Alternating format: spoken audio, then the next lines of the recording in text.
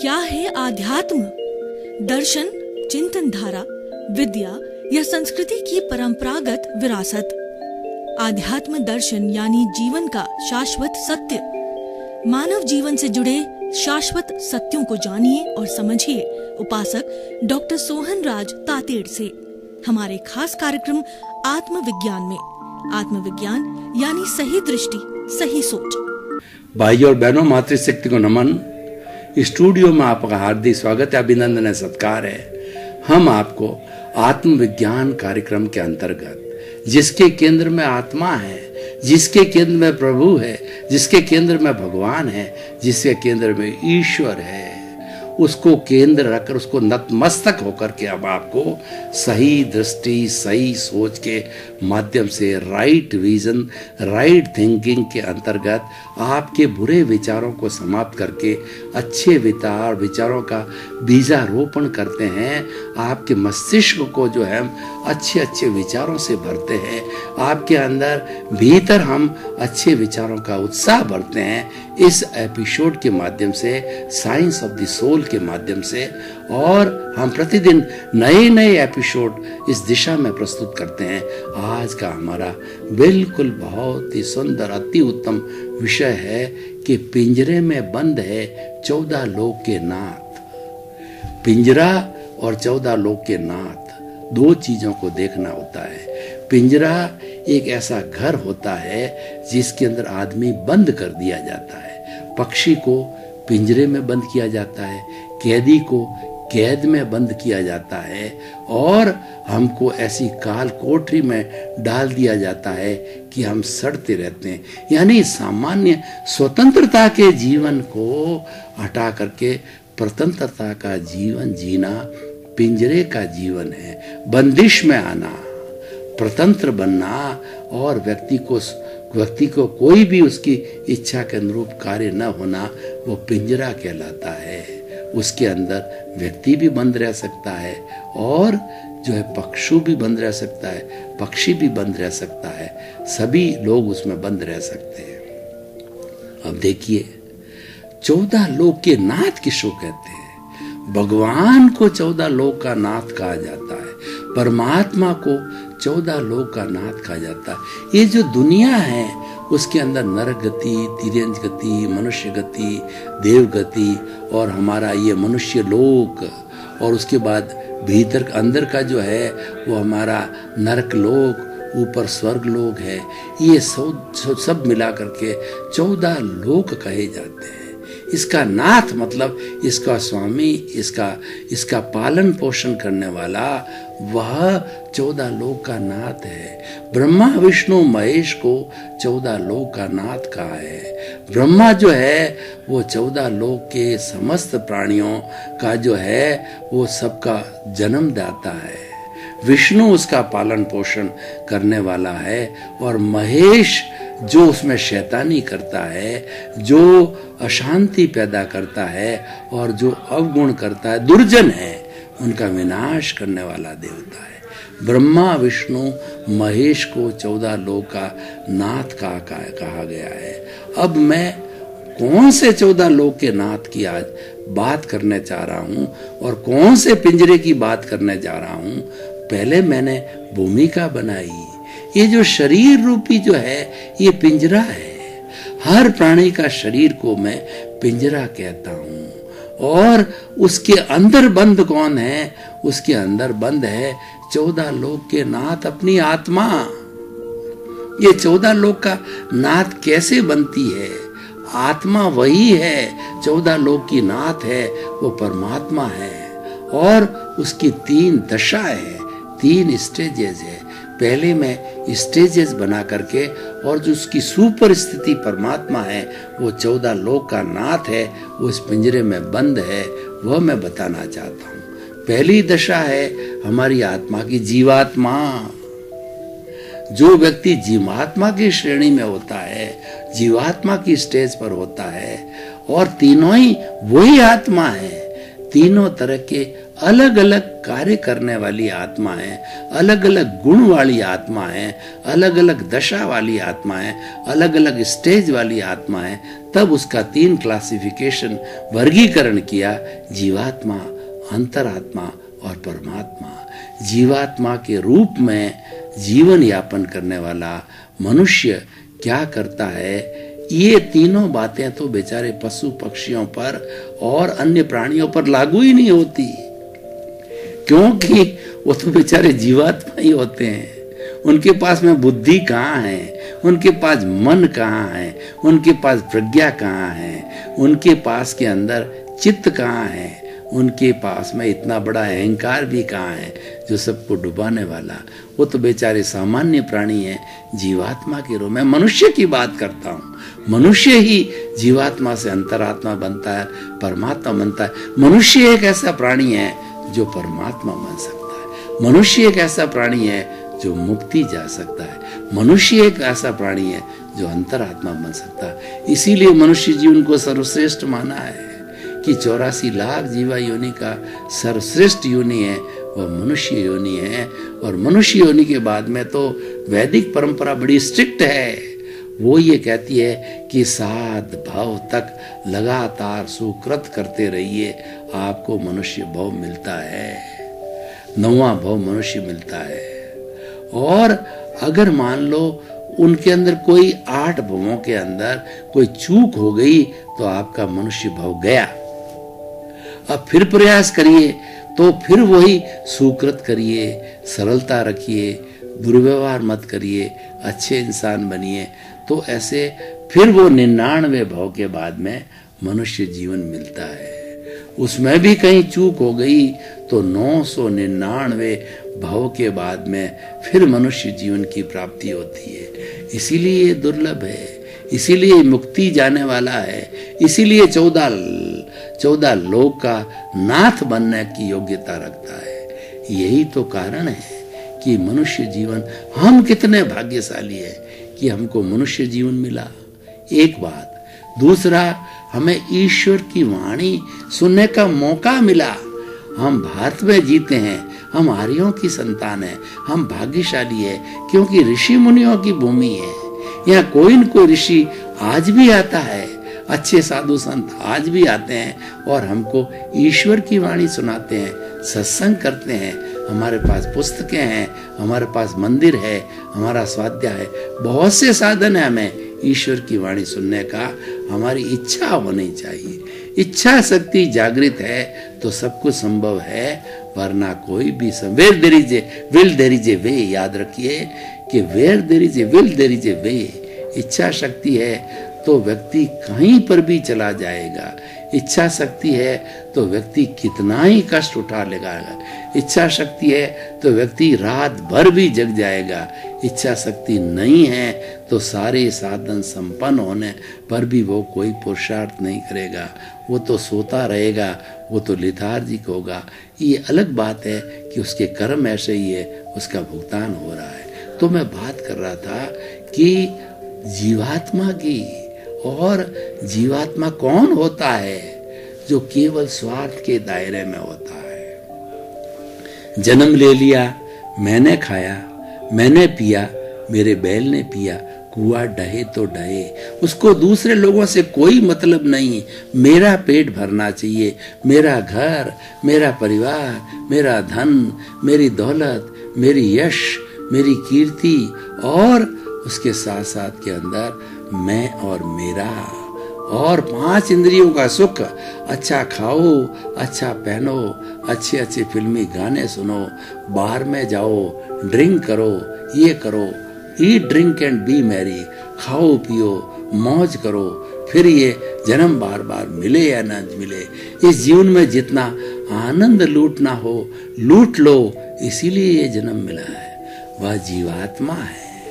अब देखिए कि उसके बाद में किसी ज्ञानी का संसर्ग मिला, किसी वैज्ञानिक की सोबत मिली, उसके अच्छे कर्मों का उदय हुआ, पुण्योदय हुआ, उसको ज्ञानी मिले, और उसको जैसा मैं आपको जो है प्रवचन कर रहा हूँ ऐसे प्रवचनकार मिले।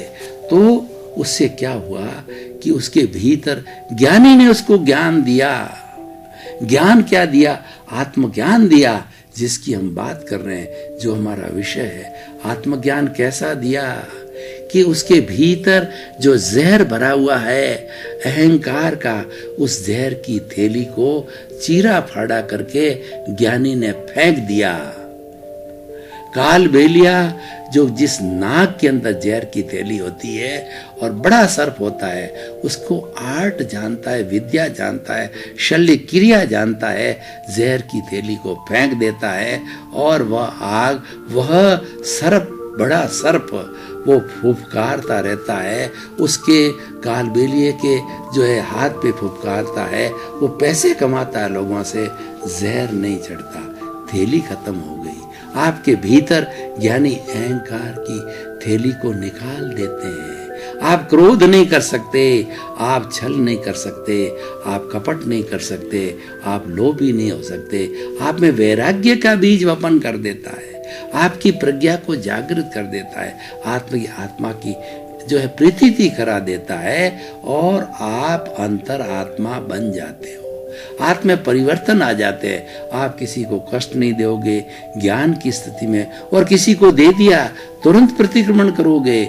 आप में कोई गलती हो गई ज्ञानी, तो ज्ञान हाजिर होगा, वो प्रज्ञा बहन को बुलाएगा। प्रज्ञा बहन कहेगी, वो आत्मा की प्रतिनिधि है, आत्मा की वो आत्मा की भाव सत्ता है, वो आएगी और आपके कहेगी, आपको स्मरण कराएगी, तुमको ज्ञानी ने ज्ञान दिया है, तुम स्वयं ज्ञानी हो और तुम ऐसा गलत कार्य कर रहे हो। नहीं, प्रतिक्रमण करो, इसको छोड़ो, जिसके साथ गुनाह किया है उसे क्षमा याचना करो कि मैंने पाप कर लिया है, मैं क्षमा मांगता हूँ और मुझे क्षमा करो, क्षमा करो, क्षमा करो, हे प्रभु मुझे क्षमा करो, क्षमा करो, क्षमा करो। देखिए, ये दूसरी स्टेज, जब एक अंतरात्मा धीरे धीरे विकास करती है, उसकी प्रतीति 100% ज्ञानी पुरुष ने करा दी और उसको 15% जागृति दे दी। अब तो काम तू कर, मैंने मेरा काम कर लिया। और एक तीसरी जो 2% अनुभव का भी फाइल खोल दी, अनुभव का भी खाना बना दिया कि अब तू इसको आगे बढ़ाता रहे। अब जो अंतरात्मा को काम क्या देता है ज्ञानी, कि तुम प्रतीति 100% का सहारा लेकर के तुम जो जागृति जो 15% मैंने दी है उसको बढ़ा करके 20%, 25%, 50% जागृति करते रहो। साथ साथ में वो अनुभव भी बैरोमीटर के जो है पारे की तरह बढ़ता रहेगा। ज्यों ज्यों जागृति बढ़ती जाएगी और अनुभव का बैरोमीटर ऊपर चढ़ेगा, 100% आ जाएगा, तो तुम केवल ज्ञानी बन जाओगे, तुम परमात्मा बन जाओगे, 14 लोक के नाथ बन जाओगे। हर केवल ज्ञानी 14 लोक का नाथ होता है। 14 लोक के अंदर कोई भी जो है जीव है या जड़ पदार्थ है, जड़ और चेतन की कोई भी अवस्था, भूत भविष्य और वर्तमान की 14 लोक की कोई भी जीव और जड़ की किसी भी अवस्था उससे छुपी नहीं। पूरा विश्व है वो 14 लोक है, उससे कोई भी चीज छुपी नहीं रहती है, क्योंकि उसके सूरज का प्रकाश होता है। वो साक्षात देखता है ये कितने साल जिएगा और ये कितने भव करके आया है, आगे कितने भव करेगा, अगले जन्म में क्या बढ़ेगा, ये प्राणी पहले कैसा क्या था और अब क्या हो गया, आगे क्या जन्म लेगा, उनसे कोई छुपी नहीं रहती, क्योंकि वह 14 लोक के नाथ है, वो परमात्मा है। ये हमारी सोल की, हमारी आत्मा की सुप्रीम अवस्था होती है। तो भाई और बहनों, मैंने आपको पिंजरे की बात की और इसके भीतर 14 लोक के नाथ है, तो हमारा क्या दायित्व है, पिंजरे का क्या दायित्व है कि पिंजरा अलग है और 14 लोक के नाथ अलग है, दोनों साथ रहते हैं, क्योंकि इस पिंजरे में बंद है। कब से बंद है कि वो स्वयं 14 लोक के नाथ कहते हैं, मुझे पता नहीं कि मैं इस पिंजरे में कब से बंद हूं, अनादि अनंत काल से बंद हूं, मैं भी नहीं बता सकता आपको कि कब से बंद हूं। वो कहते हैं मैं आपको प्रति उत्तर करता हूं, मैं प्रति प्रश्न करता हूं कि आप बताओ कि पहले मुर्गी हुई या अंडा हुआ। अंडा के बिना मुर्गी नहीं हो सकती, मुर्गी के बिना अंडा नहीं होता। तो प्रभु ने कह दिया 14 लोक के नाथ ने कि पश्चानुपूर्वी अनादि अनंत काल से मैं और ये पिंजरा साथ में बंधे हुए। अब देखिए, हियर लाइज द पॉइंट, हम एक जो है टर्निंग पॉइंट पर आ गए। पिंजरा भी हो गया, 14 लोक के नाथ भी है। अब करना क्या है? अब देखिए, ये जो शरीर जो है पूर्व जन्मों के अंदर, पूर्व जन्मों में मन वचन काया की जो कोई भी प्रवृत्ति करके आता है तो वह राग देश का संचय करके आता है, वो कर्मों का संचय करके आता है और एक फिल्म बना के आता है। 3 बैटरियां साथ लेके आता है, मन की बैटरी, वचन की बैटरी और काया की बैटरी। वो बैटरियां चार्ज होती रहती है, उसको चार्ज करने वाला अहंकार है। और वो बैटरी, और जैसे कि हमारे मोबाइल की बैटरी डिस्चार्ज होती है, फिर चार्ज करते हैं, फिर डिस्चार्ज होती है, तो जीवन भर ये तीनों बैटरियां चार्ज डिस्चार्ज होती रहती है। और ये पूरी फिल्म, मैं आपको उदाहरण देना चाहता हूँ कि आप कभी थिएटर में गए हों तो 2 घंटे की, 2.5 घंटे की आपने फिल्म देखी होगी। उसके अंदर प्रेमी होता है, प्रेमिका होती है, विलियन होता है, तो उनके रोल चलते हैं, अभिनय चलता है, आपस में प्रेम होता है और फिर विलियन बीच में बाधा डालता है, तब पिक्चर आगे चलती है। तो ये फिल्म हमारी जो कुछ हम लेके आए हैं उसमें आप स्वतंत्र नहीं हो, ये तो कॉजेज आप डाल के लाए हो, ये तो उसका इफेक्ट है, ये तो जो कुछ पुरुषार्थ किया था उसका भाग्य रूप में अच्छा या बुरा है, वो तो आपके पुण्य और पाप जो अर्जन किए उसके ऊपर निर्भर करता है। तो ये चलती रहती है। अब 14 लोक के नाथ तो अलग बैठे हैं, शरीर में है, पिंजरे में है, लेकिन 14 लोक के नाथ क्या सोचते हैं? 14 लोक के नाथ सोचते हैं कि मैं तो, मेरी क्वालिटी क्या है, मेरा लक्षण क्या है कि मैं तो ज्ञाता हूँ, मैं तो दृष्टा हूँ, मैं इस पिंजरे से अलग हूँ, मैं तो जानने वाला हूँ, देखने वाला हूँ। क्या देखने वाला हूँ? इस पिंजरे को देखने वाला हूँ कि पिंजरा अनादि अनंत काल से क्या कर रहा है। मैं उसको प्रेरणा भी देती हूँ, मेरी जो प्रज्ञा शक्ति को भी भेजती हूँ, प्रज्ञा को भी भेजती हूँ जागृत करके कि इसके मन वचन काया गलत दिशा में जा रहे हैं, उसको सही दिशा में करो, बुद्धि को सही करो, ताकि कि ये 14 लोक के नाथ मैं जो हूँ स्वतंत्र होना चाहता हूँ, पिंजरे को भी स्वतंत्र करना चाहता हूँ। पिंजरा भी शुद्ध है, ये परमाणुओं से बना है, एक परमाणु जो है शुद्ध अवस्था में शुद्ध रहता है और आत्मा शुद्ध अवस्था में मोक्षगामी होती है। वह अनंत ज्ञान वाली है, वह अनंत दर्शन वाली है, वह अनंत शक्ति वाली है, वह अनंत सुख का धाम है, वह अजर है, वह अमर है, वह अविनाशी है, जिसका वर्ण नहीं, गंध नहीं, रस नहीं, रूप नहीं, जलती नहीं, मरती नहीं, कटती नहीं, किससे रुकती नहीं, किसी को रोकती नहीं है, और वह जो तो आनंद में रहती है। ये 14 लोक के नाथ तो आनंद में रहते हैं, केवल आनंद, सच्चिदानंद, सहजानंद में रहते हैं। तो अब देखिए कि अब फिल्म चल रही है और ये भुगतान भुगत रहा है। तो ये 14 लोक के नाथ पिंजरे से अलग कब होंगे और पिंजरा जो है कब टूटेगा, कब ढहेगा? ये कब ढहेगा? जबकि ये पिंजरा इस जो फिल्म चल रही है उसके साथ अपने आप को जोड़ेगा नहीं, उससे अलग रहेगा। फिल्म के साथ जुड़ने का मतलब हम राग द्वेष से जुड़ गए। तो राग द्वेष से जुड़ने का अर्थ हो गया हमने नए कॉजेज डाल दिए। नए कॉजेज अगले भव की तैयारी करते हैं, कॉज पढ़ते रहते हैं और अगले भव का बंधन, अच्छा या बुरा, जैसे कॉज पढ़ते हैं वैसा कर्म बीज बनता रहता है और वह कर्म बीज पैदा होकर के नेक्स्ट बर्थ के अंदर कर्म फल देता है। जैसा अर्जन है पुण्य और पाप का, as you sow will you reap, जैसा बोओगे वैसा काटोगे, जैसी करनी वैसी भरनी, कुदरत का कानून है, ये सनातन सत्य है। और इसके अनुरूप जो है ये 14 पूर्व, ये 14 लोक का नाथ है, इसके साथ बंधा रहता है, लेकिन ये प्रतिक्रिया नहीं करता है। पिंजरा करने वाला ये है, ये सब हो रहा है, ये कर नहीं रहा है। करता तो जो है 14 पूर्व का जो है वो है, और हमारी व्यवस्थित शक्ति करता है। ये तो एक निमित्त है, ये तो एक अकर्ता है, ये तो एक संजोग है। तो अब देखिए कि ज्यों-ज्यों ये चिंतन में चला जाएगा, शुद्धिकरण होगा, कॉजेज नहीं डलेंगे, कारण नहीं होगा तो कार्य नहीं होगा।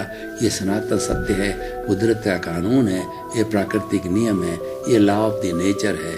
तो हम जुड़े नहीं, हमारा सारा भुगतान है वो विचारों के द्वारा होता है। विचार 24 आवर्स आते हैं, जीवन भर तक आते हैं। हम रात में सोते हैं तब भी हमारे विचार आते हैं, क्योंकि अवचेतन मन खड़ा हो जाता है, वह नहीं सोता है, चेतन मन सो जाता है। और बेचारा अचेतन मन होता है, वो तो गोदाम है, वो तो न हिलता है न वो डुलता है, उसको कोई धक्का देता है वो तो आगे चला जाता है, गोदाम है।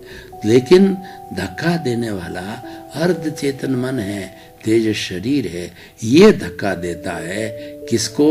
आत्मा को और कर्म शरीर को। तब जाके दूसरे जन्म के अंदर आत्मा ये शरीर धारण करती है, कर्मानुसार, राग द्वेष के अनुसार और पुण्य पाप के अनुसार। तो हम बात कर रहे थे कि 14 लोक का नाथ पिंजरे में बंद है और छटपटा रहा है कि मैं कब इस पिंजरे से बाहर निकलूं। पक्षी पिंजरे में बंद है, वह खुली हवा में जाना चाहता है, लेकिन शिकारी ने उसको पिंजरे में बंद कर दिया। कैदी कोई भी कैद में नहीं रहना चाहता है, वो तो जब उसकी कैद 5 साल की बोली, 14 साल की बोली, एक एक मिनट गिन गिन के निकालता है, कब मेरा कैद का समय पूरा हो और बाहर निकलूं इस पिंजरे से। उसी तरीके से कोई बेचारा व्यक्ति काल कोठरी के अंदर सजा रूप पर डाल दिया जाता है, वह चिंतन, वो गिनता है समय कब निकलूं, क्योंकि हर एक व्यक्ति आजादी चाहता है, हर एक प्राणी आजाद चाहता है, हर एक प्राणी स्वतंत्र रूप से जो है श्वास लेना चाहता है, वो कोई भी परतंत्रता नहीं चाहते। हम कितने 2000 वर्ष तक प्रतंत्र रहे।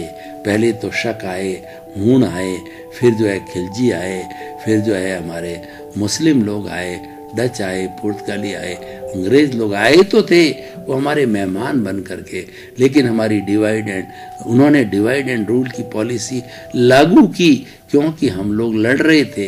हमारे राजा महाराजाओं की छोटी छोटी रियासतें थी, वो लड़ने के कारण उन्होंने जो है हमारा वीक पॉइंट पकड़ लिया और हमको 2000 साल तक जो है वो पिंजरे में रखा, 2000 साल तक गुलाम रखा।